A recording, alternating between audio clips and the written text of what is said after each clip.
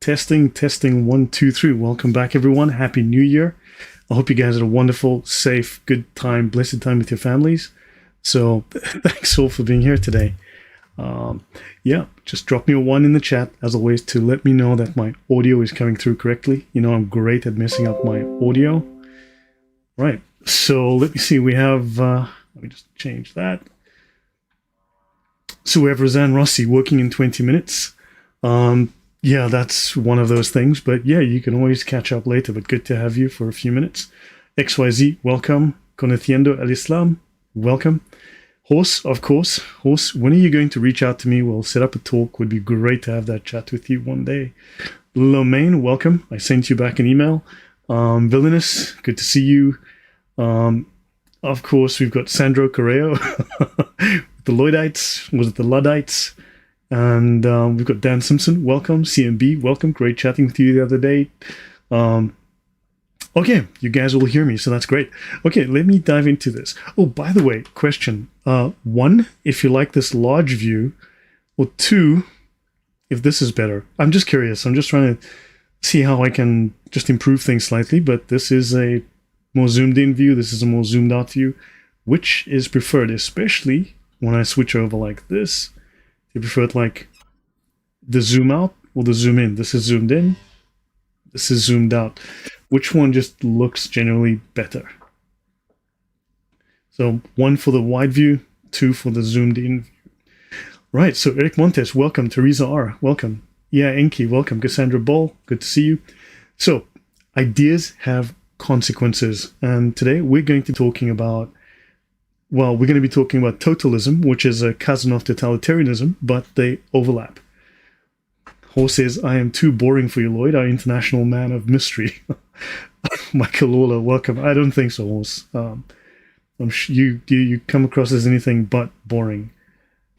So 1, that's the zoom. Okay, the zoomed out view. That's not this one, but this one. Dan Simpson. Okay, we'll count this stuff later. Okay, guys, so by the way, I'm also working on a handful of other presentations. I've got 3 right now that are almost ready to go. In the next 2 weeks, I'll have them. They should be finished this week, though. We're going to be talking about realism versus nominalism. This is very important. It is critical for understanding the whole transgender issue. And I'm a horse, I'm a dog, I'm a jet fighter, I'm an attack helicopter. We need to understand these are 2 diametrically opposed philosophical viewpoints of how the world works. This goes back to the pagan days. It had a resurgence during the medieval era and during the Renaissance especially. We need to talk about that so you can understand you're dealing with 2 completely separate, conflicting philosophical views of the world. And the one is derived from materialism, and then this gives context immediately to this entire trans phenomenon. Okay, let's call it trans-paganism. Right, so this is something, so currently, let me just get, oops. Let me get that up.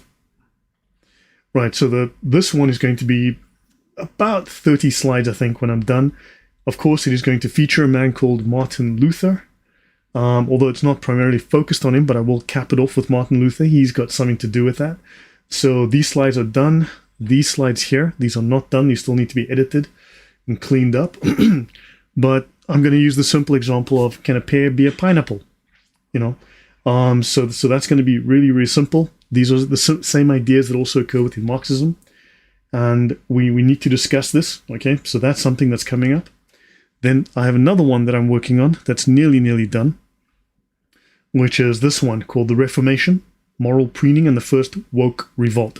We're going to have to look at how the okay, are we... Okay, do we have connection? Just let me know that.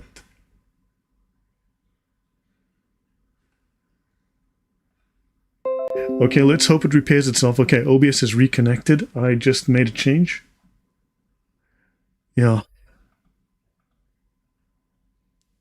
Okay, let's have a look here. I'm just having a look at the YouTube studio.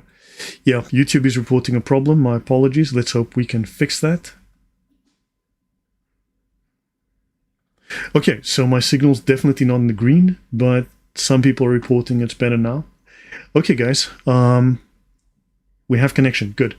Okay, sorry about that, guys. It's raining here, and in Warsaw, When it rains, we have these problems. Your Highness, baie welkom, goed om jou te sien.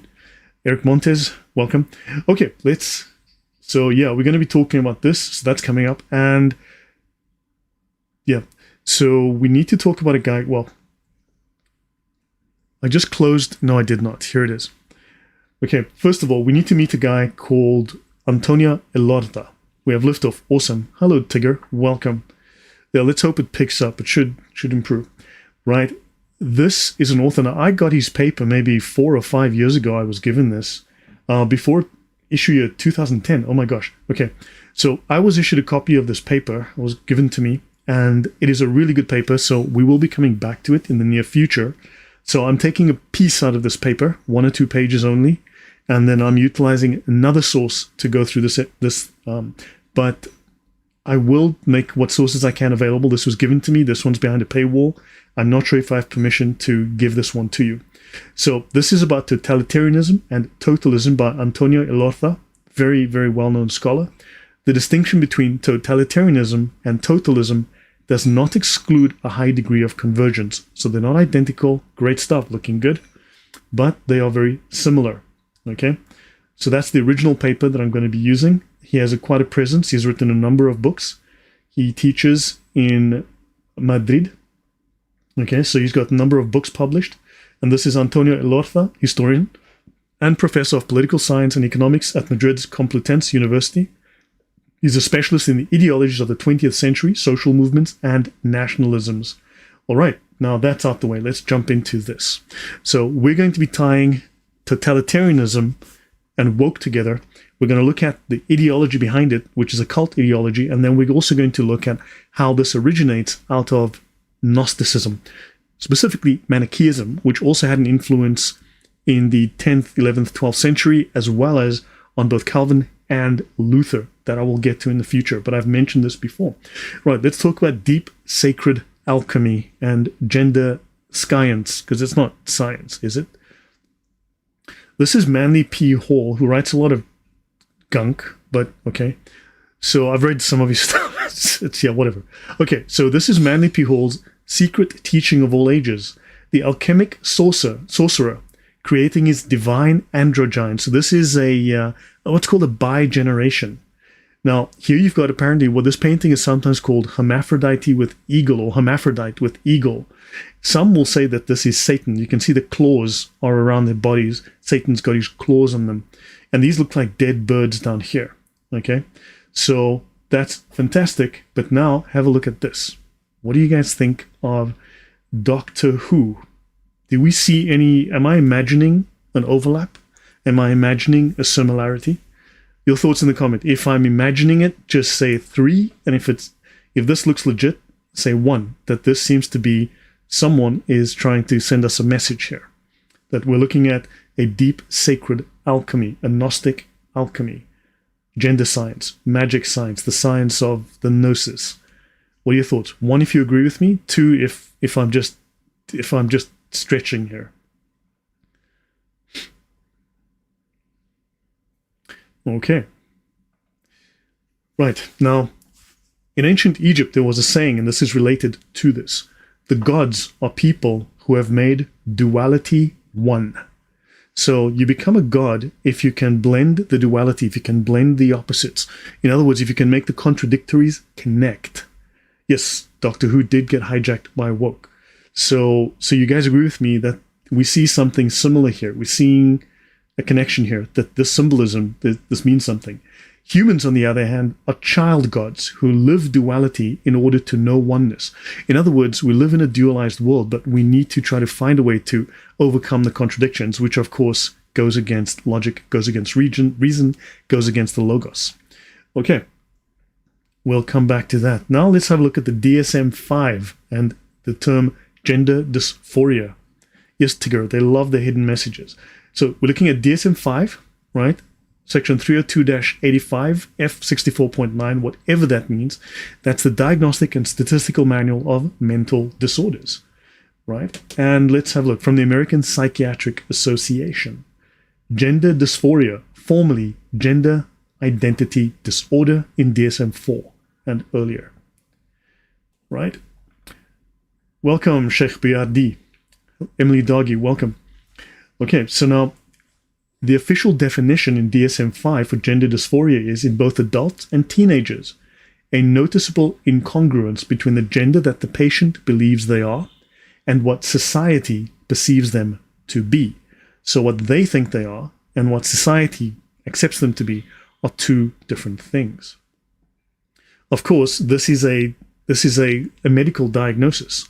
This is a mental disorder. Understand, it's considered a psychological disorder. The criteria for diagnosing gender dysphoria in adolescents and adults include a strong and persistent cross-gender identification, a strong desire to get rid of one's primary and secondary sex characteristics, and a strong desire to have the primary and secondary sex characteristics of the other gender. Of course, if you like what I do, please hit the like button. If you don't like it, hit the like button 3 times. And do share, do tell people about this if you find it useful. Also, by the way, in today's gender diverse world, I mean, things are interesting. Things are great. For instance, these days you can identify as a woman even while looking like an unshaven man. Like, there's some positives. There are some positives. I must say there's some positives about being able to be a woman or a man and not having your gender assumed by people. For instance, today I was walking in the mall. 4 guys stopped me and they thought I was Beyonce. So, winning. All right.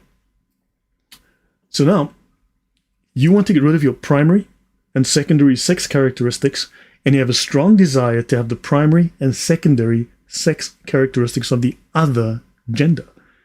Now, this is interesting because then the American Psychiatric Association is implying with this statement that there are only 2 genders.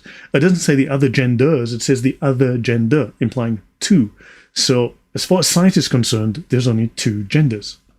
All right? Now, gender dysphoria is classified as a mental disorder in the DSM-5.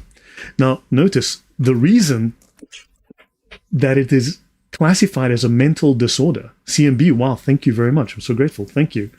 I was wondering if you can please direct me to Islamic records and how jizya was applied. I have been discussing. Okay, on my channel, I have a talk with Chris from Speaker's Corner on jihad and jizya. Please have a look on dhimmis and jizya. Please have a look. It's a very, very detailed Sharrock. Okay, now the reason that gender dysphoria, that trans, is defined as gender. Leave your bra at home and it won't happen. When I wasn't, I was dressed like a guy and they thought I was Beyonce. I mean, it's like, it was very charming. Made me feel good, made me feel good. So notice it is classified as a mental disorder, right? So a man thinking they're a woman or a woman thinking they're a man, pretending to be, is classified as a mental disorder in order to facilitate access to medical and psychological treatment for those who need it. So it is classified as a mental disorder, in other words, to make medical treatment available. Now, here's the thing. If it was not classified as a mental disorder, you couldn't require medical treatment for it. You couldn't have a whole medical industry growing out of it. You couldn't have 50,000 top and bottom surgeries in America last year. You wouldn't have a multi-billion-dollar growing industry able to make billions on cutting off kids' willies and telling them they're girls now, or cutting off women's boobies and telling them they're men now. Do you understand? It's defined as a mental disorder specifically to enable this kind of profiteering by the medical industry. Bear that in mind. Now, if it was removed from the DSM-5, medical treatment would be unavailable. I was mistaken for Whoopi Goldberg. You had better luck, Lloyd. Sorry about that, man. It's just that I got the looks, you know what I'm saying? So, now, trans is a mental disorder, okay? This is where you're going to find trans. Now, people will try and tell you, but no, that's not trans. Yes, that's trans. That's how it's defined. That's where it comes from. I'm not going to get into that long song and dance right now. Ernesto says he doesn't believe me that I was identified as being Beyonce. I don't know, guys. I am hurt, Ernesto. I'm so hurt. So, human guinea pigs. Yes, Just Janice. So, okay, right. It's an emotional disorder, correct. So now, let's continue. Men are not women. I think we know that. So now we got to talk about a man called Robert Lifton. a famous American psychiatrist and author who's made great contributions to the field of psychology and the psychological causes and effects of war, political violence, and thought reform. So when it's the cheekbones, it's my cheekbones. Okay, yeah, probably. But I used to think I had a face for radio, but now if I'm going to get mistaken for Beyonce, maybe that'll boost my confidence a bit, But some men can get pregnant. No, they can't. Okay, so when they say thought reform, they mean mind control. In other words, brainwashing. Right? So thought reform and the psychology of totalism, a study of brainwashing in China by Robert J. Lifton. Right, let's continue. So he lectures in psychiatry at Harvard. Of course, we know Harvard's been taking a knock lately, but he's been at Yale. This guy's a legit scholar. He's very, very good. His groundbreaking work is on the psychology of totalism. So this overlaps with totalitarianism. All right, and in his book, right, he outlines 8 psychological themes that are common to all manifestations of the cult ideology of totalism. And this is where we get into woke. Now, let's add some perspective. In the book, it starts with part 1, the problem. How intoxicating to feel like God the Father and to hand out definitive testimonials of bad character and habits. That's Albert Camus. Now, this is part of it. Understand how judgmental. Remember, there was a time, I remember growing up, when people was, you're a Christian, you should not judge. You shouldn't judge. Don't judge others. The Bible does not teach us not to judge, right? It teaches us to have discernment, right? We're not to make hypocritical judgments, but we are meant to use our judgment. But here you've got, you're a racist, you're a bigot, you're a phobe this, you're a phobie that, you're a phobe the other. Understand, so because they have the correct ideology, they can judge everyone else. And under these conditions, they are making themselves to be God. Okay? Now they have Lao Tzu. Only simple and quiet words will ripen of themselves. For a whirlwind does not last for the whole morning, nor does a thunder shower last the whole day. Who is their author? The heaven and earth. Yet even they cannot make such violent things last. How much more true must this be of the rash endeavors of man?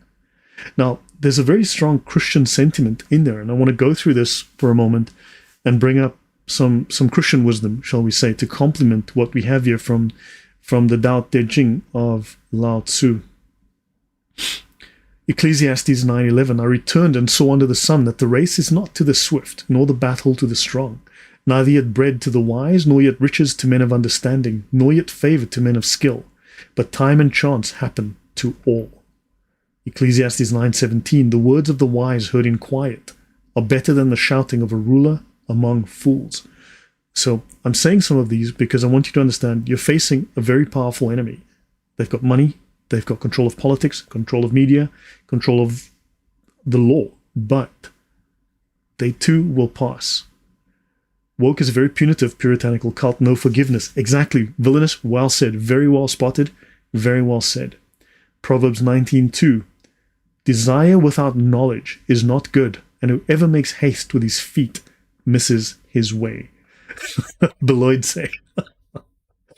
Human endeavors and powers are fleeting and temporal. Our efforts and our works, no matter how forceful and ambitious, cannot and will not override God's will, nor outlast God's authority. In Ecclesiastes 1:2, we read that all is vanity apart from God. So Ecclesiastes 12:13-14 says, let us hear the conclusion of the whole matter. Fear God and keep his commandments, for this is the whole duty of man. For God shall bring every work into judgment, with every secret thing, whether it be good or whether it be evil. So I just felt these were relevant to add to this, but let's continue. Right. There are 8 things common to cult ideology. Now, Robert Lifton mentions these 8 things. 1, control of the media. 2, what he calls mystic manipulation. 3, purity, obsession. And Villainous was right when he said puritanical. 4, cult confession. 5, the worship of sacred science. 6, the control of language use and language function. So manipulation of language. Welcome, Andrew. Good to see you. 7, doctrine above people. And 8, our existence is at stake. Oh my God, the seas are going to rise and kill us. It's a genocide of, you pick the group, dispensation of existence. So it's called dispensation of existence, but basically our existence, our survival is at stake. All of these are in woke ideology, and all of these are present in totalitarian and totalist ideologies. And I'll be talking more about this as we go in the future. Now, regarding point 8, this means that the very existence or survival of something is in danger or at risk. So to create a sense of urgency and to create a sense of investment, they have to create this sense of doom, right? Of course, this causes psychological harm, causes damage, causes stress. Yeah, James Lindsay has some useful vids on the woke cult Gnosticism. Yep, I've watched a lot of his stuff. It's good. So in the context of Robert Lifton's 8 psychological themes of totalism, your individual existence or sense of self is threatened if you do not conform to the group ideology, to the group demands, because the group is trying to help you, and therefore you need to submit your will to that of the group. It's a genocide because someone did not use my pronouns. Exactly, definitely not a cult. O-R-A-T-X is right there. This was in Nazism, Stalinism, Maoism, and yes, exactly, Andrew, you are so correct. So this theme is often used as a form of control. It creates fear in people and a need to comply to preserve your own existence. You Kafir Islamo-transphobe, you. Oh my God, you're going to be genocided by those Kafir Islamo-transphobes. Understand? We're going to see a lot more of this. We're going to talk about this. I'm going to only do about 20, maybe 24 pages. This is 40 pages long. So I'll do 20 to 24, 25 slides today, and I'll do the rest another day. Okay? Now, it's not genocide. It's manslaughter. Okay? So understand, it's not a genocide. It's manslaughter. Rightio. So outsiders who do not follow the ideology are alienated and excluded from the group or society that embraces the totalist ideology. Yes, you don't want to eat the bugs. You're going to destroy the world because farming is destroying the planet. We got to kill all the cows. You got to eat the bugs, or you're going to contribute to the death of the world. You bugophobe, you, or whatever the heck. Okay, do you understand? So diets are controlled in cults. Yes, we will find that in the Gnostics. They control the diets as well. So leaders of these ideologies are purposefully antichrist. Now, the reason I'm doing this is because I want to show you how these are explicitly anti-Christian, how they explicitly go against God's moral law, against rationality, against reason, against the logos. You need to understand all of these are anti-Christian movements. They come out of Gnosticism, which is explicitly anti-Christian. So, yeah.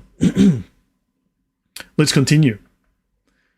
Outsiders will feel pressured to conform or risk being ostracized, even if you don't belong to the cult, which can lead to psychological distress and a compromised sense of self. You are producing so much CO2, stop it while I step in on my private jet. Exactly, one private jet trip, right, to Europe and back by someone who's in the WEF or something like that will produce, 8 tons on 1 per hour of CO2 or something, whatever the number is. And it'll make basically as much CO2 in a couple of round trips as 10,000 households would in their whole lifetime, right? So that's insane. Now, they will constantly tell you they are committing a genocide of gays, transgenders, blacks, Palestinians. Does this sound familiar? Of course it does. This is very common today. This is common to totalitarian regimes, to totalist regimes. It is also common to these woke Gnostics. So the concept of existence and survival is a fundamental aspect of totalism. These themes have deep psychological impact when used as a form of control over others. They create mental illness. They create stress. I'm not going strongly into the definitions of totalism versus totalitarianism. That's kind of arbitrary right now. It's neither here nor there. You called me sir. It's ma'am. Not sir, exactly. Exactly. So this concept of dispensation of existence makes a radical distinction between the community and those outside of it.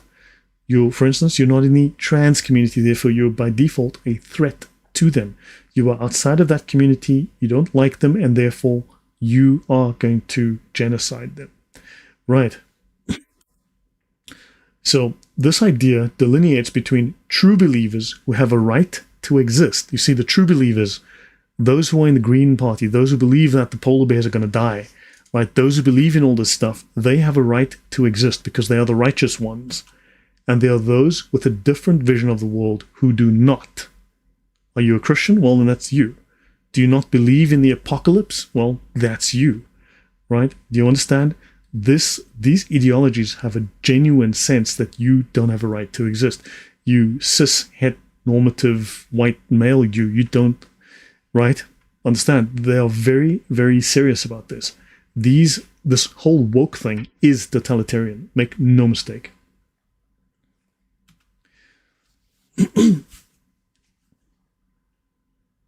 Andrew says the trans community in New Zealand assaulted and tried to murder a women's rights activist last year. Yeah. The Monty Python quotes run through my head during all your talks. Cool. So Conetiendo al-Islam says, what, the genocide of blacks? Where they're talking about the Rwanda's genocide. Exactly. I mean, if you look at these statistics in the US, there's no genocide of blacks. None whatsoever. But of course, they don't care about genocide of blacks in Rwanda or, slaughters that are happening in Yemen or Sudan. They don't care. Right, so now you've been judged impure. Now, at its core, right, according to Lifton, the doctrine is Manichaean. In other words, it is Gnostic. It is anti-Christian. So it's an anti-Christian Gnostic ideology. And it's a fundamental dualistic worldview, an opposition between the pure and the impure. Pedro says it's definitely totalitarian. I've seen videos of them shutting down a swimmer who spoke out against transgenderism. Exactly. Welcome, Corin. Peridot. Welcome. So, totalism's approach categorizes people, ideas, and actions into polarized categories. You are either purely aligned with the ideology, or you are inherently impure and opposed to it.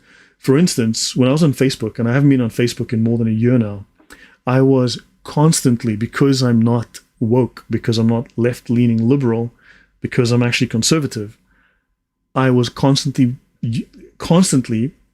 what people were using the word, you know which word, the N-word. I was constantly having the N-word thrown at me. I was called an Uncle Tom. I was called whatever slur that was the slur of the day was constantly being thrown at me because I wasn't correctly black. You see, I wasn't doing black correctly. So I was supposed to do black differently. I was supposed to hate white people. I was supposed to this. I was supposed to that. I was supposed to blah, blah. No, I'm sorry. No. So understand, they will turn around and they will slur you and slander you and insult you and smear you. They will have zero respect for you being black, and white people will be, leftist white people will be incredibly nasty because you're not doing it right the way that they expect you to. Understand? So yeah. So by implication, existence is reserved for the pure, right? There is only one path for true existence, only one valid way of being, and that's woke. I'm the wrong black. Exactly. Okay, so this happens constantly. This is not a surprise.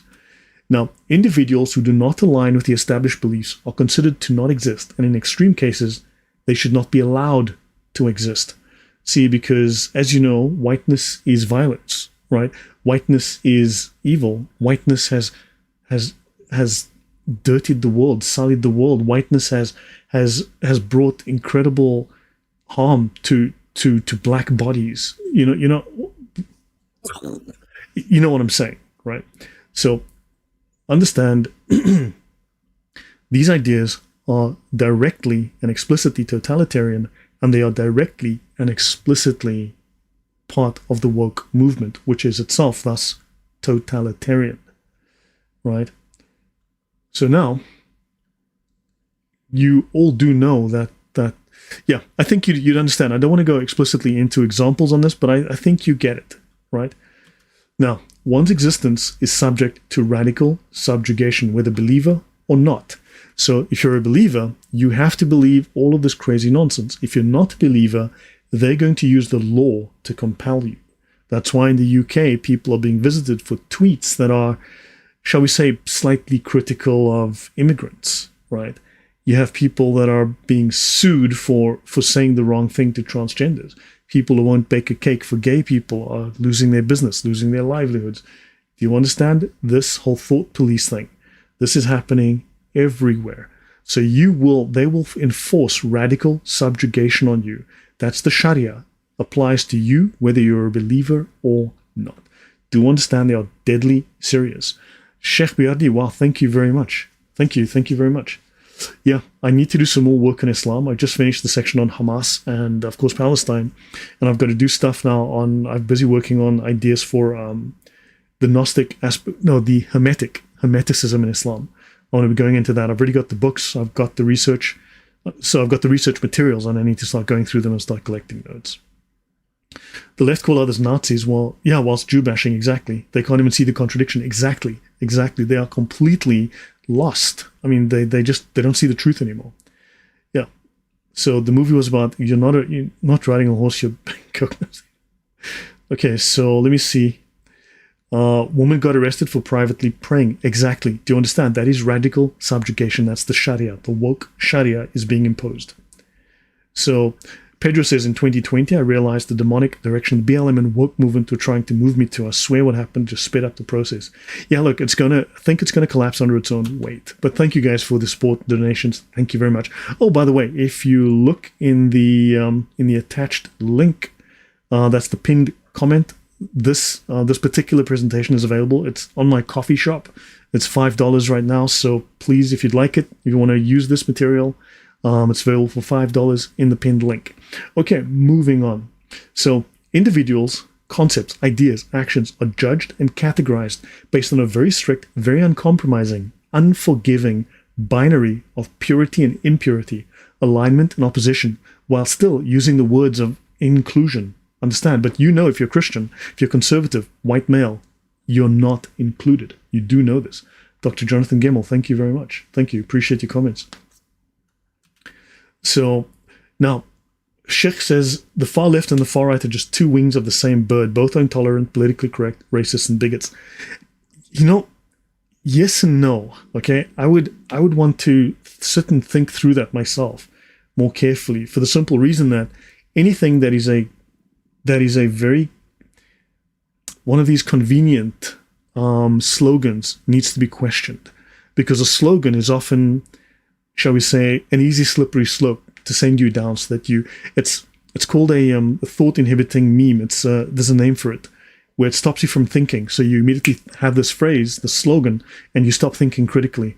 It's like a thought inhibiting, thought arresting meme. So you want to ask yourself, has this been crafted to get me to stop looking further, to get me to not look to the left or to the right or to the rear or to the front? Is it designed to arrest my attention and to stop me from thinking, but to capture me emotionally? And then, so you need to think about that. You need to be very careful about that. Andrew says, an example of New Zealand, a white criminal was named and shamed, a black criminal assaulted a judge, hidden and not named. Yes, we know this. Men were caught stealing. Men beat up a woman. It's like, if there's a white guy that have said, James Smith, this nasty, bigoted white man did X. But if it's a bunch of black guys, it's like, youths were found to have assaulted a 5-year-old French boy, and they beat him up, knocked out half of his teeth, and cracked his skull. The youths are currently being questioned, and without bail, they're free to go. And, we can't find half of them anymore.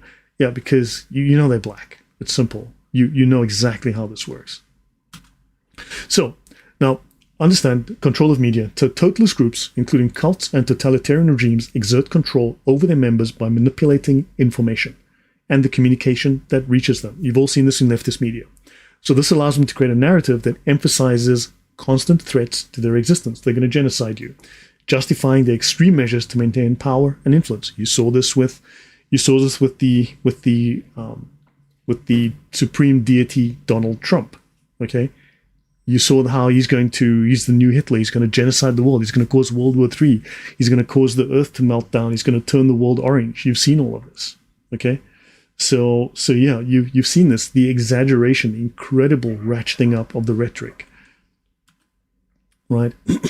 So now, by controlling the flow of information, these groups, now, for instance, the media, if you look at the donations the media makes to political groups, they're like 99% of the media donates to leftist Democrat causes, right? The end of democracy, exactly. The end of democracy, exactly, right? If you look at the universities, how many right-leaning tenured professors are there? Like 3 in the whole world, right? At this point, understand, they control these things. So they want to shape the beliefs and perceptions of their followers. So they control the media very tightly, and thus they ensure compliance and submission. Right? Totalitarian regimes such as Nazi Germany under Adolf Hitler, the Soviet Union under Stalin, and cults like the People's Temple by Jim Jones are notable examples where control over information and communication exerted incredible influence and sustained their power.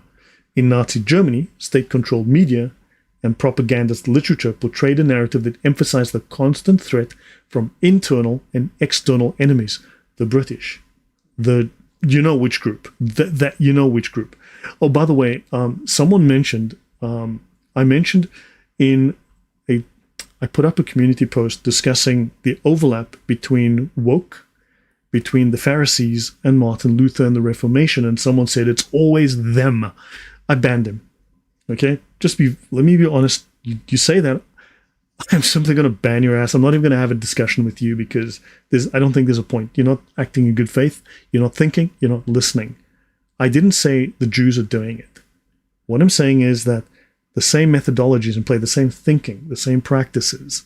So I did not say that Martin Luther's a Jew and doing Jewish things. I didn't say that. I'm saying that if someone does something, it doesn't mean he's a Jew doing it. It just means that this is the same thing that was criticized there, that was being done there. It's the same thing. And again, I didn't say all Jews. So understand that particular group with that particular set of ideas, those particular people, not all of them, just that group. So unfortunately, you've seen hatred of Jews is common. It is rife.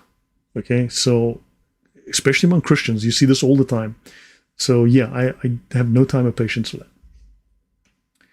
Now, so you have to identify an enemy, right? And you've got to say that enemy is going to harm you. That enemy is going to kill you. That enemy is going to do something secret. It's going to eat your kids. It's going to sneak under your bed and stab you in the back while you're sleeping.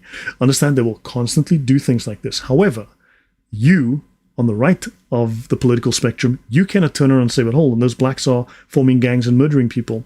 Those foreigners are coming here and raping white women. Okay, even if you can prove that 85% of the rapes, let's say in Sweden, Norway, Denmark, are caused by, let's say, Asians. Let's just use that word. Are caused by Asians. You can't say that. You lose your job. You'll get visited by the police. You'll end up in jail. You'll go to court and you'll be bankrupted because you are not allowed to identify a connection. Okay, it looks like I'm back. OBS seems to have a connection. It says connection. Looks like I went offline for about 10 seconds, guys. My apologies there. William Tyndale was tied to a stake, strangled with a rope, and torched outside a castle near Brussels because he gave peasants the Bible. Tommy, that's a wonderful story. You should write another one, but this time start with once upon a time, there was a prince. And the prince had a unicorn that was pink. Okay, because yeah. The whole story about Tyndale, I've covered Tyndale at length in the past. I haven't explicitly done a story on Tyndale. But the story on Tyndale is propaganda. There's a lot of propaganda around that story. Tyndale, yeah. So there are a few issues there. So yeah, that particular story is nothing that I would take seriously because anyway. But we'll discuss Tyndale at another time. I didn't do Tyndale. I did What's His Face, or the guy before Tyndale or after Tyndale. So yeah, the Bible didn't exist before that. Now, Tommy, I can fortunately tell you that's bullshit. Okay? You are utterly, totally just talking absolute bullshit on that score. Okay? There were Bibles before Tyndale. Tyndale didn't do you any favors in that regard. And Tyndale wrote what's called excuse my French, a bullshit Bible. So, yeah, his Bible deserved to be burned. Okay, moving on. Okay, moving on. Right, now, transmedia manipulation. Okay? Media manipulation. Right.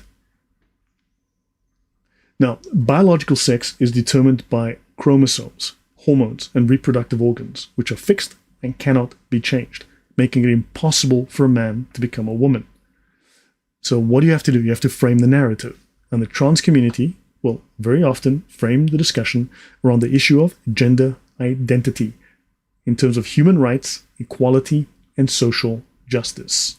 Right? Not justice, social justice. Notice they have to redefine. Okay, so you know what, Tommy? Bye-bye. Say bye to the camera. Have a nice day. Okay, moving on. Now, Notice they can't simply use justice as we already know it, as we already understand it, as it has been commonly understood in the West for hundreds of years. They've got to say social justice to redefine it. You have to redefine the term through a different lens, and then you can change it. So when you say, well, men can't be women because they say, well, but if you consider gender ideal and blah, blah, blah, then they can redefine these things. So do not allow them to do this. Okay, now, this framing ignores scientific evidence, of course. It has to quite bluntly ignore logic, which is the law of identity, and it has to ignore science, by basic biological science, right? Basic genetics. Only then can it make its case by utterly ignoring this. Now, are we beholden? Are we required to? Are we obligated to believe something that is provably illogical? No. Are we obligated to believe something that is provably unscientific? No. Right? At least you'd think so.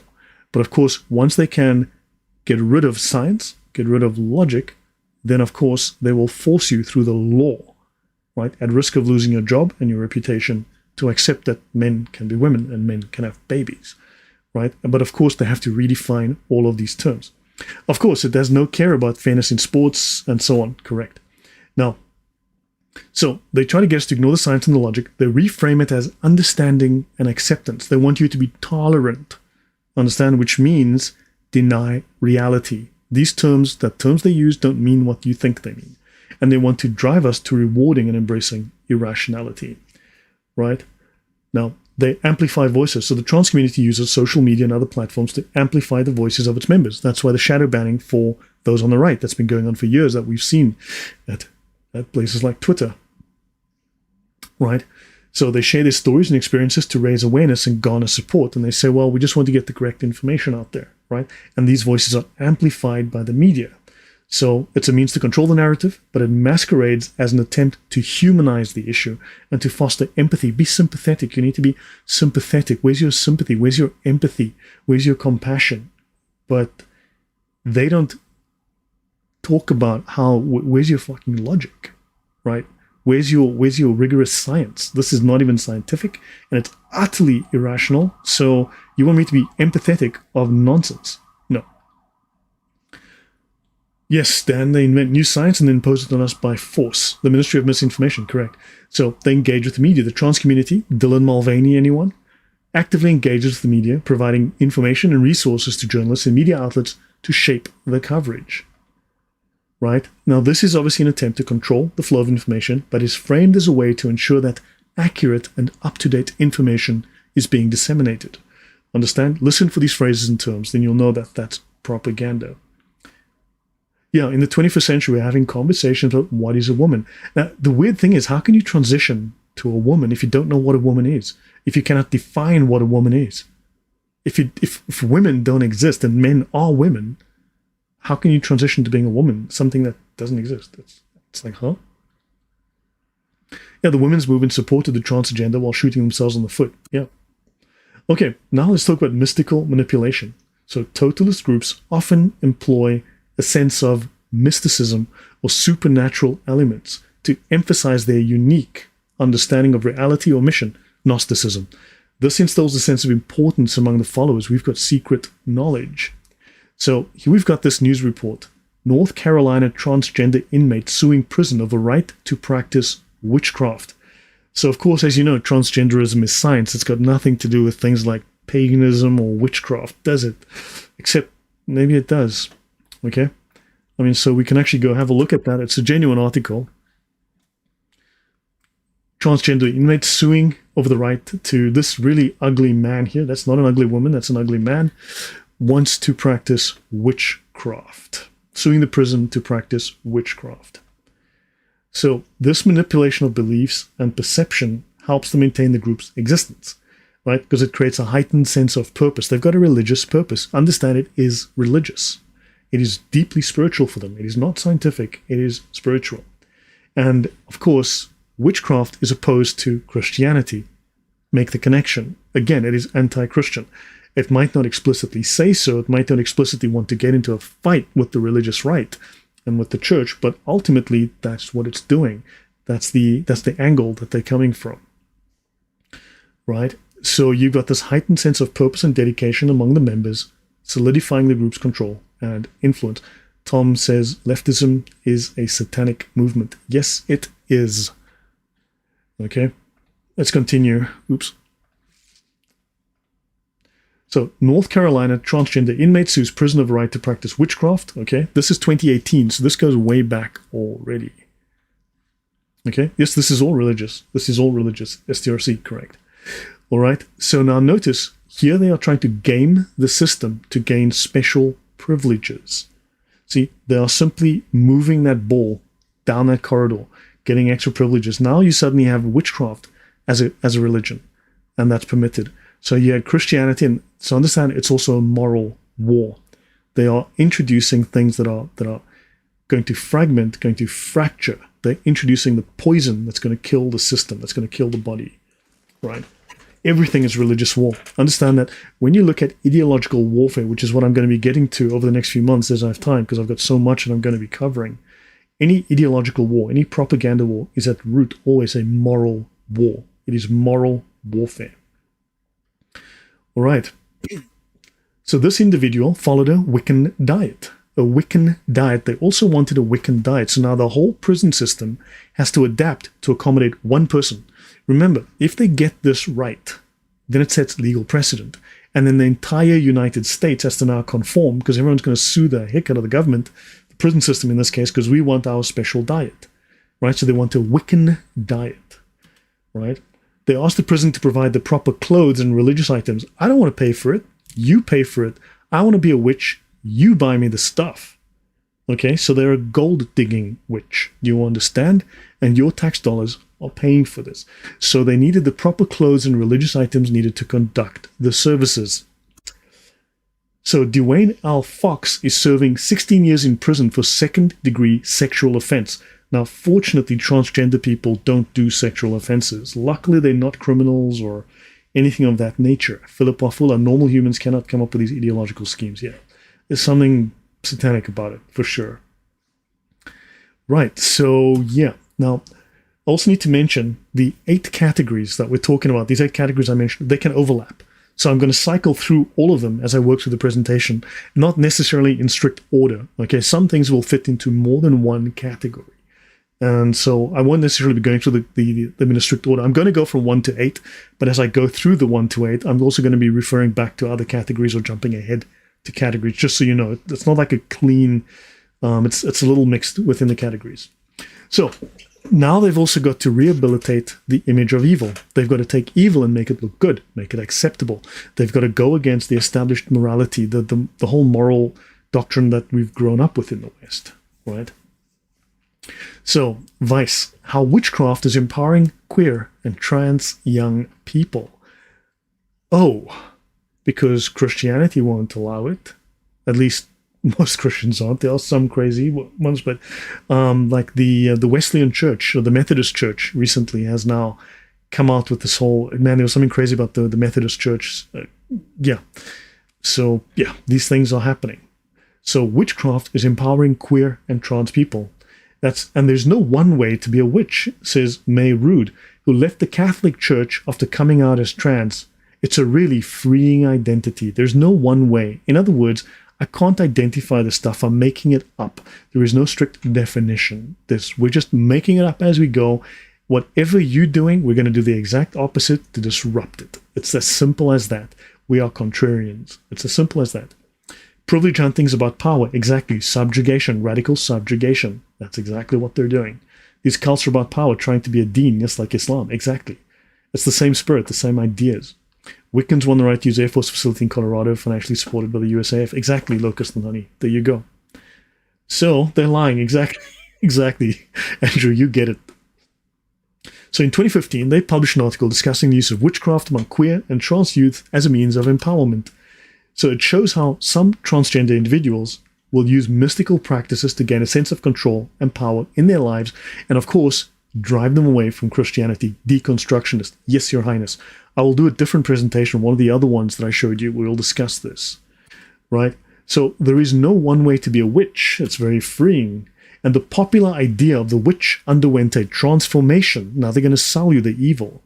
The popular idea of the witch has undergone a transformation. Gone is the baby-eating, Satan-worshipping hag of medieval Europe, and in its place has emerged the beautiful, feminine, amazing idea of female healers. Don't you want to be one? This is awesome stuff. Do you understand? Here is the soft sell. Mr. Rock, wow. Thank you very much. I'm so grateful. Thank you. The shoe don't fit. Change the definition. Exactly. Manipulation of terms. Correct. I'm going to be doing a few episodes on this. I'll be doing several over the next few months so that I can highlight and hopefully teach you guys what this is, what it does, how it works, so you can listen and learn and not be fooled by it, so you won't buy the nonsense. Second wave feminists seeking a strong female subject latched onto the witch as the embodiment of feminine power. Witchcraft entered the feminist consciousness spiritually through traditions like Wicca. Oh, so it was something the feminists did. So the feminists got into witchcraft and Wicca and this kind of satanic practice. So yeah, it's nothing that's anti-Christian. No, not at all. Not at all. It's neutral. It's science. It's science, for sure. It's science. And so you also have politically groups like WITCH, the Women's International Terrorist Conspiracy from Hell. A political group called WITCH, the Women's International Terrorist Conspiracy from Hell. Yeah. Nothing to see here. Please move along. Non-religious, exactly, Ernesto. Exactly. Astrotech 1045, very welcome. Good to see you. Thank you for being here. Richard Moore, hello. People self-identify as trans, buy and make it easy to segment them and feed them personalized nonsense. Exactly. We'll be talking about that. I've got another presentation on that topic. We'll be touching on it here, and we'll be touching on it in another presentation as well over the next few weeks. Right, J.K. Rowling and transgender gods. J.K. Rowling faces backlash after tweeting support for transphobic researcher. Probably means someone who used science. Who would have guessed that feminism loves witchcraft? Maybe it's witchcraft loves feminism. Maybe it's witches love feminism. Maybe it's evil people like evil things. Villainous, well said, but yeah, I'd say it's evil people like evil things. From Hell, Andrew says, mockery and truth. Yeah, some corners of Twitter want the Harry Potter author cancelled after she stood up for a woman with a history of questioning the legitimacy of trans identities. We just discovered that the American Psychiatric Association says that trans is a mental illness. Trans is a mental disorder. It is formally and officially, according to the DSM-5, a mental disorder. So yes, I think it's legitimate to question it because it states in the definition that it's not real. It's...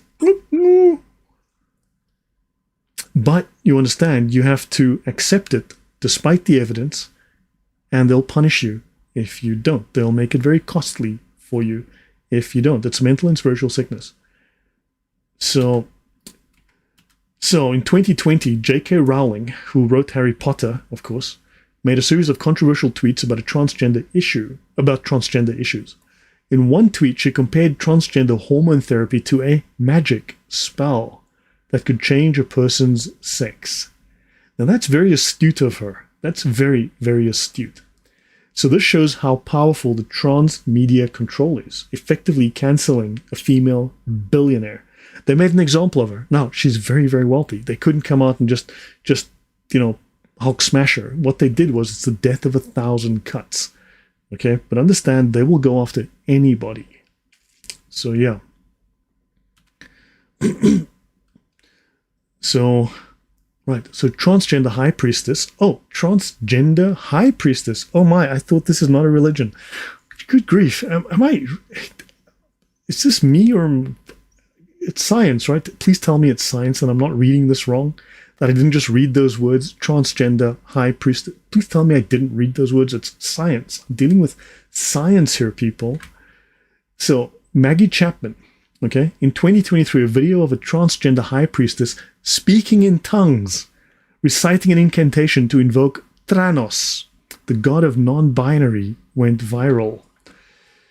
This is Green... Oh, she's in politics. Oh my god, she's a politician. The Scottish Greens. Thranos, the god of non-binary. Science. Thank you, Andrew, for being so astute. Yes, the god of... The scientific god of trans. Yeah.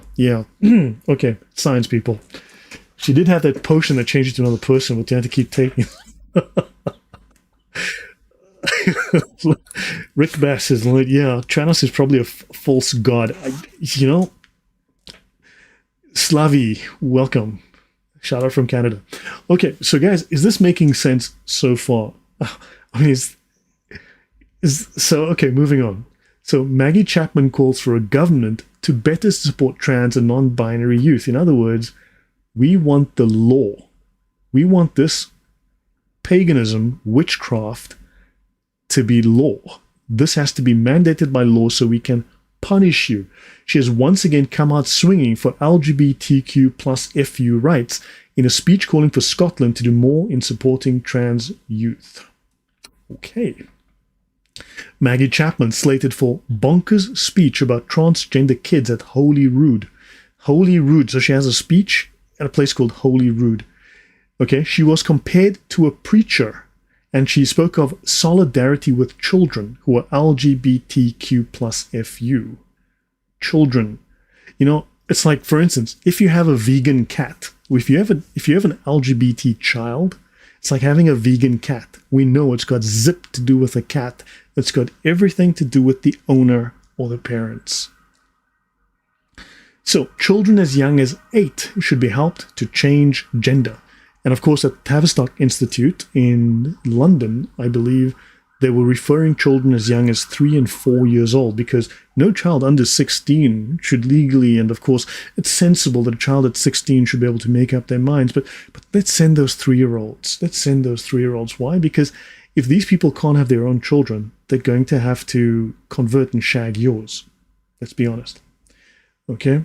Nothing religious, just chill. Exactly, Ernesto. Thank you. So yeah. Okay, let's move on. Masks. Yeah, let's gender out. Green MSP Maggie Chapman suggests 8-year-old children could legally change sex. And of course, let's have a look at what Maggie has to say here. Inotsiza no moyo wangu, wose kuti dichave mutigiri, anovimbika uye akatendeka, wamambukazi Elizabeth, na nevanji wavo, na vose vachatongo.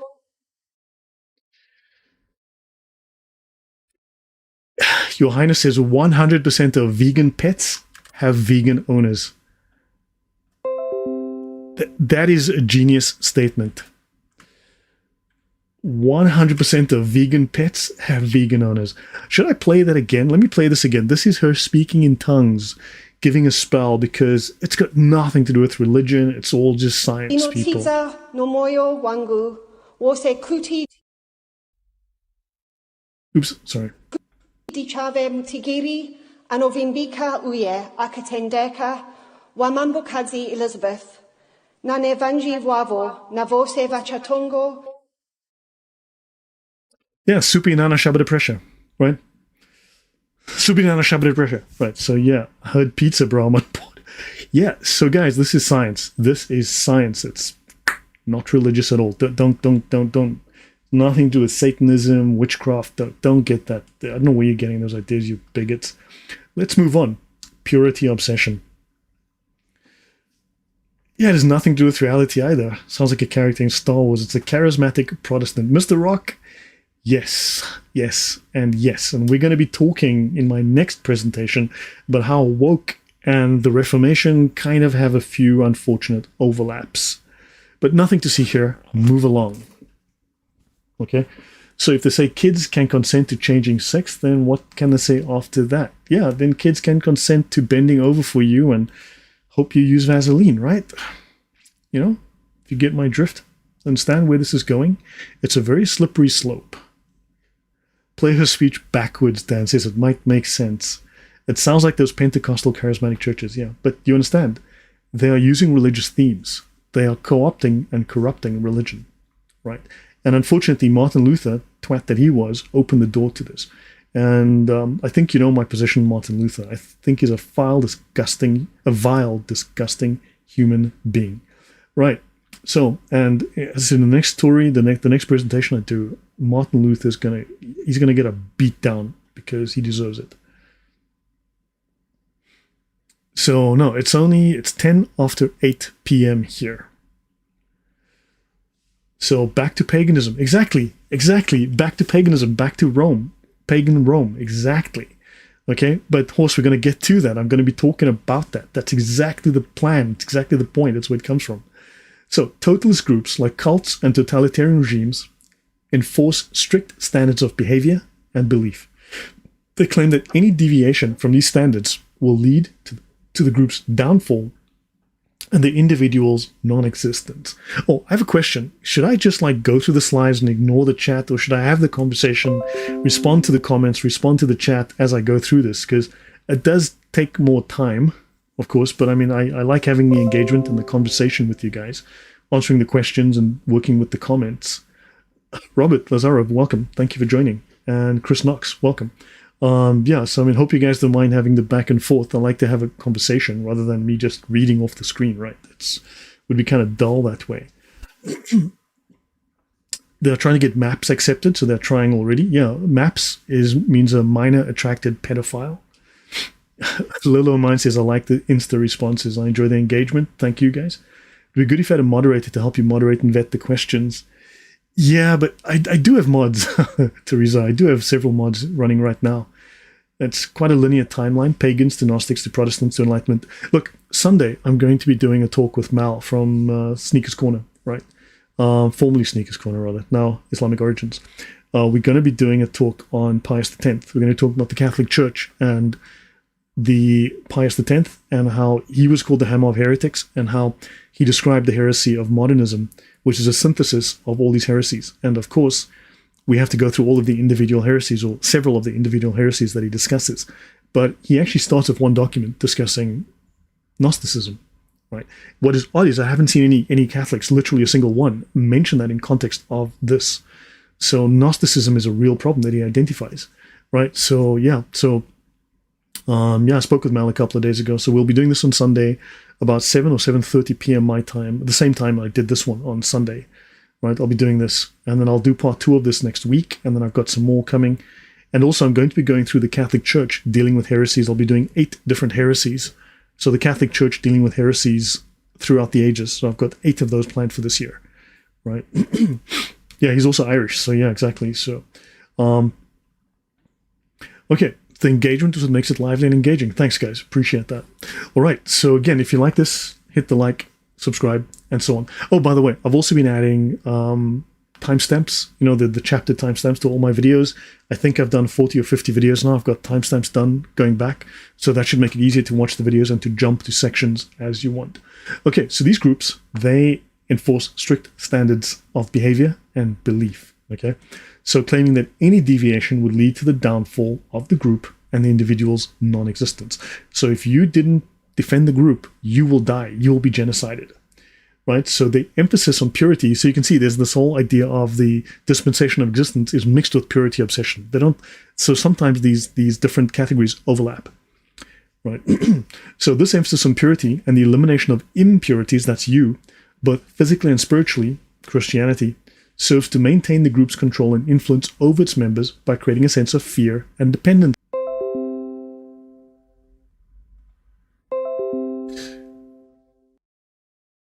Okay.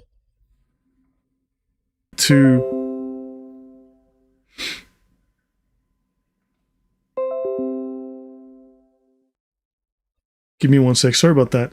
Yeah, I've had some disconnections and I should be back now.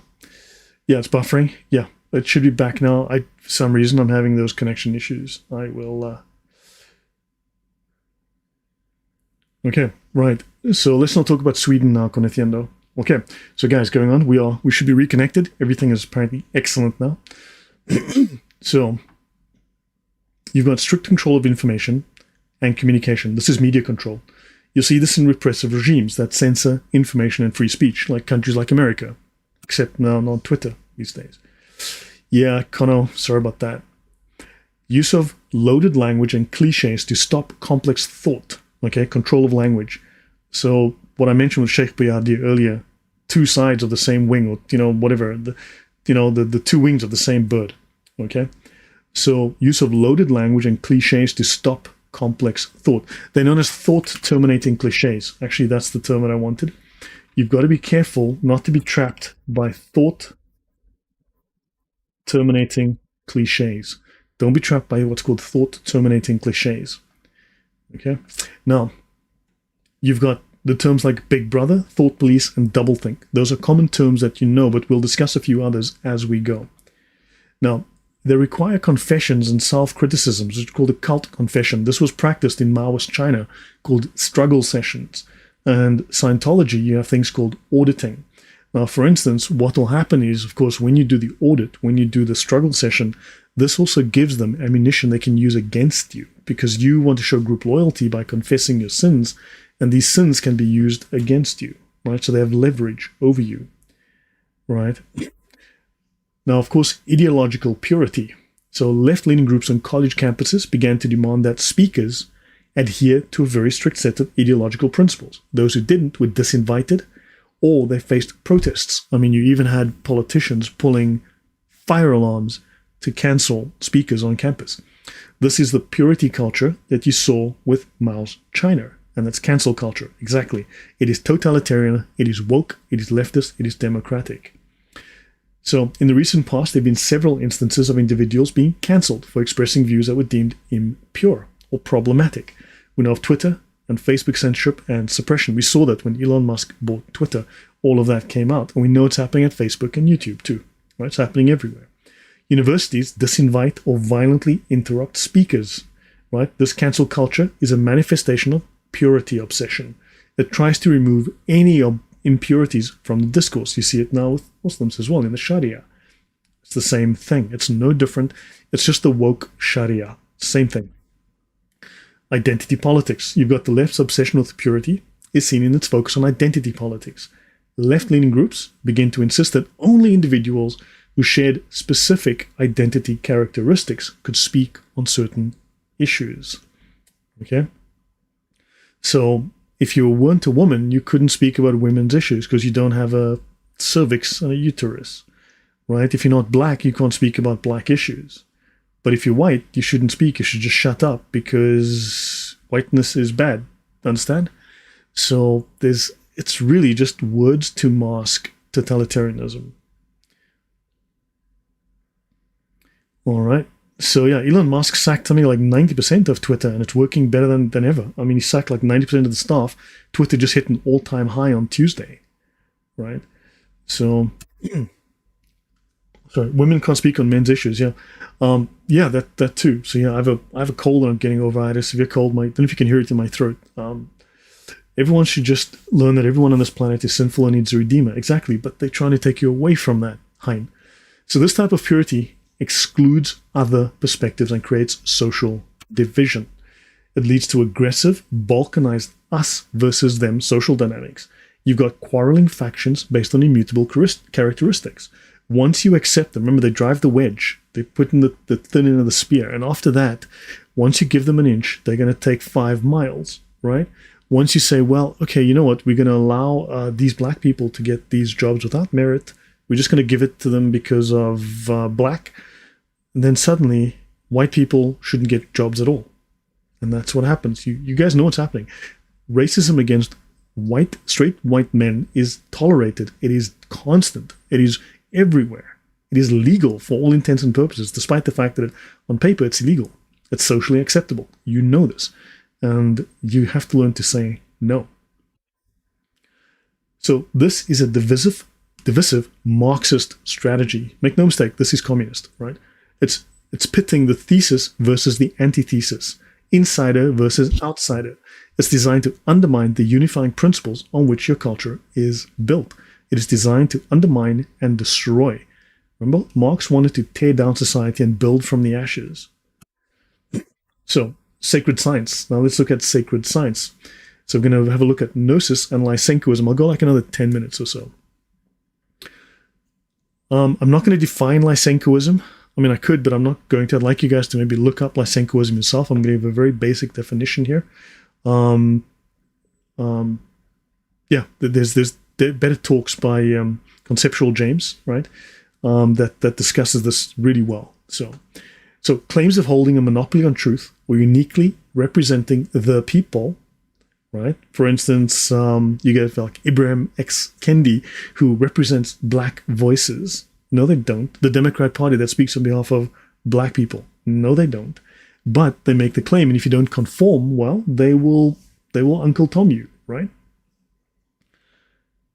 So yeah, Lysenkoism is very bad. Yeah. So these are hallmarks of dangerous ideological fundamentalism when they claim to have a monopoly on truth or uniquely represent the people. So in like Stalin's Soviet Union, you had Trofim Lysenko claim that he's pseudoscientific, and it was incredibly pseudoscientific. Theories of agriculture represented sacred science that deserved unquestioning acceptance. This fake science killed millions.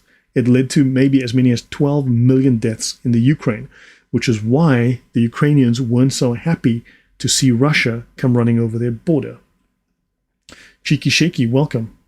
Rick Bass, welcome. So the political left and transgender extremists make similar claims that they alone represent absolute moral truth, and they speak for all marginalized groups. Now, here's an odd thing. Okay, so in America, you've got blacks are a marginalized group because they aren't a 98.3% majority. However, if you look at white people worldwide, white people are a very small minority worldwide, right? Do you think white people are given the same kind of respect and same kind of privilege in Uganda? Do you think you get the same in China? Heck no. Okay, so why are you giving way to people who hate you? I've said this to others before, but let me be very blunt. As a black guy from Africa, on the average, black people are taught, if you're white, they're taught to hate you. You need to understand the conversations that black people have when you're not in the room. So I've had conversations, we're all at work, we're all whatever, hanging out socially. If the white guys leave, the black guys start talking, you're not going to like the conversation that comes out once you step out the door. Okay? When I'm in taxis with black people and there's no white people around, you're not going to like what the taxi driver has to say. Because they'll say things to me they would not say to you because my skin is not white. You are going to be shocked. You're not going to be happy. Don't tolerate this. Don't let them in the door. Very simple. So, these guys don't allow dissent, and they want to censor or cancel anyone who questions orthodoxy. All right, so cancel culture has seen people lose their jobs, sued to pieces, okay, for having views that go against the sacred science. Transgenderism is sacred science. We know for a fact it's defined as a mental illness. We know it's illogical. We know it's irrational. I'll cover that in the future. But it's sacred science. Doesn't matter what the facts are. So this, of course, destroys free speech, and there's no open debate. So the trans community has also made claims to uniquely represent truth. James, welcome. Not of works. Welcome. So, of course, in terms of gender identity, they've created a whole sort of science of gender identity, which redefines everything and ignores logic and ignores biology. Right? And of course, they silence anyone with the law who will dissent. And this is more Lysenkoism. Right? A free society depends on open debate and the free exchange of ideas. Now, next, us versus them. Right? This us versus them mentality. So you go from mentality to vocabulary. For instance, they'll say, our existence is at stake. Well, they create a very strong in-group versus out-group division. Us or them. You with us or you with them, right? It's very, very simple. They put you on the outside. Feminism, for instance, let's look at some examples that tend to lie in certain categories. Feminism. The word patriarchy. It's used to describe male-dominated power structures that oppress women. Are you male? Then you oppress women. Are you white? Then you oppress blacks. In fact, you oppress everybody. Were you born white? Well, you were raised at birth. Why? Because you're going to oppress people. It's inherent in your whiteness. Can you do anything about it? Well, there's no forgiveness in this cult. Do you understand there is no forgiveness in this cult? You've been targeted. You are now subject to radical subjugation. You need to stand up to this. The personal is political. Deceitful propaganda slogan, right? Teaching that personal desires are society's concern. You have to politicize everything. Everything is racist. Everything is sexist. And you have to call it all out. You guys might remember that statement, right? Anita Sarkeesian. The utopian fantasies must be met with political action. Understand, these ideas have consequences. Ideas, and also philosophy has consequences. The next talk I'll do, once I finish this one, is that philosophy has consequences. I'm going to be looking at that in some detail, in quite a bit of detail, technical detail. So, CMB, well, thank you very much for the support. I really appreciate it. Okay. Now, of course, this claim that the personal is political is used to justify government overreach into private lives and impose a collectivist agenda. So you understand, these phrases mean something. It motivates them to action. So they will take action. And now they demand that the government harms you financially, harms you reputationally, harms you legally, takes away your job, destroys your reputation, your family, right? Puts you in jail. So that, understand, this is where this ends up. This is a very slippery slope, and it just becomes frantic and irrational. Trans advocates will say things like cisgender. This describes individuals whose gender identity aligns with biological science. Well, so now you've got to vilify science. Anyone who will reach to science for rationality as an anchor in a crazy world, well, you're cisgender. You are bad. Understand? These terms eventually, they kind of keep lurching over to the side, and eventually they go from neutral, scientific, to evil. Dead naming 100% of people, yeah. This is the act of referring to a trans person by their birth name, deemed disrespectful and harmful, and can lead to hate crime charges and legal convictions. And they have, okay? And they actually have. Right? So bear this in mind. Oh, wait, Atex, thank you very much. Much appreciated. Right? Nazi propaganda. Let's have a look. The term Aryan, right? This is the same as what the Nazis did.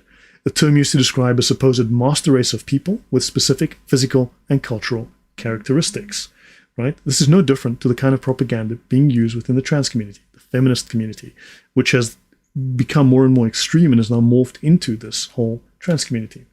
Untermensch, a term used to describe people deemed to be inferior or subhuman, cis white males. That's you now. Understand? Same idea, different word, same poop, different day, right? So this is used to justify discrimination and violence. And you know that's exactly where it goes. Joel Thomas, welcome.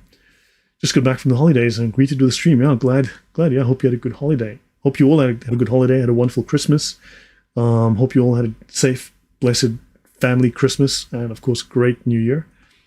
Sheikh says, I can tell you what will happen, as it happened many times in the past. When things become tough, as will happen, people will close in on themselves. They will not be generous to others. Yeah, look, we'll see. I'll be doing a talk on propaganda and ideological warfare. I'll be doing more talks on that this year. I have a bunch of notes already. I just need to make time to talk about them. Let's look at Black Lives Matter. Black Lives Matter. Systemic racism, a term used to describe the institutional and structural forms of racism that persist in society. Can you fix it? Of course you can't. No, you can't. Of course not. There's nothing optimistic. These are entirely pessimistic ideologies, because if you're white and society's white, then society is racist and you're racist, and therefore you can't fix it until you get rid of white people. Do you understand the problem? You need to honestly understand the problem. Half my family's white. I have no desire to terminate my white family or to see them terminated. I will fight to protect them, right? I might not even like some of my family, but I will protect them. And I happen to like Western society. I will fight to protect it. You need to understand, and I'm going to say this as a black person from Africa, but these people hate you, right? You need to understand, you need to defend yourselves. So you need to make sure that people follow the law, that you impose your will, your culture, your values. Because if you don't, they will impose theirs, and none of theirs are good. Okay, so, okay, white privilege, right? A term used to describe the advantages that white people have in society due to immutable characteristics. So, a white guy who works as a garbage collector, a white guy who works as a janitor, is privileged. And Oprah Winfrey, she's suffering from systemic racism, because she's black and she doesn't get respect. But that white janitor who can't feed his family and can't give them the life he wants to give them, well, his privilege is destroying society. Do you understand? This stuff is irrational. It makes no sense. Okay, last page, and I'll think we'll call it a night. Yeah, this is the system. Yeah, which means you can't be racist towards white people. Exactly. It's just redefining racism. So it's not just stupidity, it's malice. Understand? It's gone past stupidity, it's now malice. So There's more division rising. Exactly. Divide. Yes, James. Poor fallow soldier of Christ. And it is divide and conquer. Now, that's a really good point that he makes. Right? He makes a very good point. Divide and conquer. Yes, I'd agree with that. Right? That's exactly what it is. There's more division, divide and conquer. So you need to find the flag that you can rally around. The problem is Christianity has been made out to be bad. Okay? Patriotism is made out to be bad. Why do you think you can't find Americans to fight in the army, right? To join the army. So any flag that you would rally around has been torn down, has been made humiliating to show allegiance to, whereas their flag has risen and yours has been taken down. Do you understand? You are going to have to push back regardless. Right, so environmentalism, eco-terrorism. Do you use paper straws that are toxic and bad for you and give you bad chemicals? Because, I mean, read some of the new reports on paper straws. You're an eco-terrorist. Do you not want to eat the bugs? You're an eco-terrorist. Do you want to have steak? Delicious steak? You're an eco-terrorist. Okay? So this describes acts of violence or sabotage committed in the name of environmental protection, right? Eco-terrorism. Right? And people will do this, and it's righteous terrorism, though. It's righteous terrorism. See? You can destroy artworks in famous museums because you're saving the planet, right? It's righteous. Greenwashing. The term used to describe the practice of making misleading or false claims about the environmental benefits of a product or service. Right? We're seeing the collapse of the energy industry because of greenwashing of green energy, which is anything but green. Right? Making us eat bugs because the super rich keep the jets and the steaks. Exactly. Let's look at religious fundamentalism. Blasphemy. Well, do understand the woke has its own blasphemy, right? You don't believe in transgenderism? Well, that's blasphemy, right? And remember, they will punish you. They've got blasphemy laws that are real, will cause you harm, right? So these guys have gone back. You think the Spanish Inquisition was bad? Well, these guys are worse. So a term used to describe speech or actions that are considered disrespectful or offensive to the woke religion, to the green religion, to nothing to do with Islam either. Exactly. Infidel. To describe a person who does not adhere to a particular religion or belief system. Well, if you're not an infidel, you're an Islamophobe, you're a something phobe, you're a transphobe. So, do you understand? It's nothing strange. It's religious. Echo chamber. Describes a situation in which people only encounter information and opinions that reinforce their existing beliefs, right? So they don't listen to outside beliefs. They don't allow outside ideas to be discussed. They cannot allow these ideas in to break the spell. That's something I've spoken about before, and let me finish this and I'll come back to echo chamber. I'll end on that note. I think it's worth mentioning to you. Fake news is a term used to describe false and misleading information that is presented as news with the intent to deceive or manipulate, right? We know these terms. And of course, please practice tolerance and acceptance, you bigot. You want facts? Facts aren't, where's your compassion? Where's your compassion for the poor woman with a penis? That wants to go into your 4-year-old child's changing room, you bigot, you. Where's your compassion that you want science, you want accepting, you want being tolerant, do you understand? This is not positive. This is going to destroy society. Now, on the concept of echo chamber, there is tolerance for drag queen story hour. Exactly. So, yeah. So guys, if you like this, please do like, share, subscribe, all of the above, and thank you for the support. The slides are available in the pinned comment. Okay, so there's the thing called the Asch conformity experiment. Now, a lot of psychological experiments have been proven to be false data, false experiments, etc. Right? Just bad. But the Asch conformity experiment has been repeated reliably. Right? So what he did was he would take larger groups or smaller groups. Right? Yes, just Janice, where's the compassion for the child? Right? So he would take larger groups and smaller groups. So then he would bring in someone. So he's got a group of trained actors or trained students. They've all been prepared in advance. Then he takes an innocent person in, and he'll draw a line on the board, a long one, and he'll draw a short one, and he'll say which one is longer, and everyone will point to the short one and say that one. And then the person, of course, that's sitting there is confused, and they're like, no, and they'll argue. And eventually you'll find that because of peer pressure, the manipulation, the desire to get along and not to deal with the awkwardness, right? They will eventually conform and go against the truth, go against the evidence of their eyes, and they'll say the short one's the long line's the short one. He'll draw a horse, okay, and draw a chicken and say which one's the chicken, and they'll say the horse. Understand? And people would eventually, they found that consistently, reliably, people would deny reality and go along. And this works extremely well. The Asch conformity experiments, right? Peer pressure. This is the power of peer pressure. It works really well. Now, and this is one of the fundamental principles that is utilized by these propagandists to create this conformity, by totalitarians, the woke, and so on that we're talking about. However, the converse of that is, the opposite of that is that if one person is willing to stand up to go against that inhibition, right? And they will say, that's a bunch of nonsense. Crap. That's the horse. That's the chicken. Yeah, don't trust your lying eyes. Exactly. They're creating doubt, right? Conformity. But if one person is willing to stand up and speak the truth, right? If one person is willing to do so, what they found is that that person will destroy their ability to indoctrinate by up to 80% within the group. So in other words, if you had 100 people, okay, this would mean that they were only 1/5 effective. Up to 80+ % of those people would either snap out of the spell, because they would break the spell, or they would not be able to indoctrinate them because suddenly the spell is exposed for the irrational nonsense that it is. So 1 person in 5. So you, as one person alone, you think, hold on, I'm just one guy, what can I do? Within your small community of 5, 10, 20 people, work, your sports club, whatever it is, right? One person on campus, that's why they have to censor you so hard. But one person who's got a following, one person with, 10,000 people read one tweet, read one message, and it resonates with them because this is what they were thinking and suppressing, suddenly snaps the spell. They break out of it.